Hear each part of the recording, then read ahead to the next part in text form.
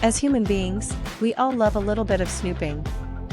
Admit it, coming across a piece of information you probably shouldn't be privy to sends a thrill up your spine. Nosing at things that don't belong to us feels wrong, but there's an illicit excitement attached to doing so. Sophie, our protagonist in this bed we made, certainly thinks so, anyway. As a chambermaid in an upmarket Montreal hotel, she just can't help herself from having a snoop through guests' belongings while cleaning their rooms. And so, this bed we made, a detective thriller from Low Birth Games, kicks off with Sophie in the room of a random guest, fingering over private letters and personal artifacts. Being in control of Sophie, as the player, we're instantly implicit in her actions, even though it feels a little unsettling and wrong. She's an immediately likable character, though. And when she starts to discover something of a mystery unfolding on the 5th floor of the Clarington Hotel, you won't be able to look away. The narrative of this bed we made kicks off as Sophie steps into room 505. The bathroom has been turned into a makeshift darkroom, and hung up on the shower curtain rail are photos of Sophie. Rather incriminating photos, actually, she's been caught snooping through guests' belongings.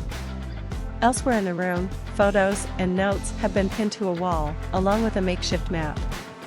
Some of these places, Sophie has been recently. Is she being stalked? Just who is staying in room 505, and what does he want with Sophie? It's far from the only mystery that Sophie will discover as she goes about cleaning rooms in the Clarington. Down the hall, another mystery is waiting for her to stick her nose into. Is one of the couple in room 509 having an affair? Sophie's guessing so. With signs of one of them sleeping on the sofa, it certainly looks like there's some kind of trouble in paradise. Maybe it's nothing. Or maybe all the strange things Sophie uncovers are connected in some way. It's not all about snooping and playing amateur detective, though. Sophie is a maid after all, and so over the course of this bed we made, you'll clean up after your guests, wiping down their bathrooms, making their beds, emptying their bins, and taking away dirty glassware. Do you have to do this stuff? Honestly, we're not sure. At the beginning of the game, you're told that your choices and actions will have an effect. We felt compelled to keep Sophie's routine as close to what it should be as possible. That meant cleaning the rooms we were supposed to clean, and leaving everything untouched in the rooms we weren't supposed to be cleaning. There are some noticeable repercussions to some of the actions you make, however. Along with pawing over guests' belongings, there's numerous opportunities for Sophie to eavesdrop into conversations between the staff. Throwing away notes or cleaning up certain graffiti marks in the staff area can, and will, impact certain staff members' employment status, and it seems like there's some rather unsavory characters amongst them. Meddle if you want, but think about your actions carefully. On the other hand, we wish there were more repercussions to some of our actions. After nosying in a fellow maid's locker, we found a rather mean note, insulting Sophie and another staff member. Our response? Throwing away their precious cigarettes. Sadly, nothing came of it. We suppose there's a chance if we were in the staff room at the right time, we might have heard them exclaiming, "Where's my cigarettes?" But who knows? But back to the case at hand.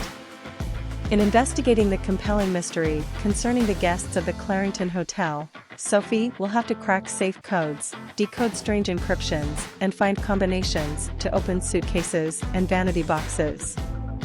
The puzzles are wonderfully interwoven to the game's world, and we've had a great time solving them. There's nothing too difficult, and our Sophie is rather astute. With the press of a button you can hear her inner monologue, and she often has something to say that will lead you in the right direction. If you want to figure everything out by yourself, of course, just simply refrain from pushing the button. But it's handy to have if you're not quite sure where to go or what to do next. There's a fair bit of to ing and fro ing, but the areas accessible to you within the Clarington are rather limited. We'd have liked more areas to poke around in, but this bed we made is a short, tight experience. You'll be done in around 5 hours. And despite having enough freedom that you never feel completely hemmed in, you're limited to the areas that may be relevant to what you're investigating. Not every guest room can be entered, for example, although there are a few exceptions, but once you're inside an area, you can open every drawer and every cupboard to your heart's content.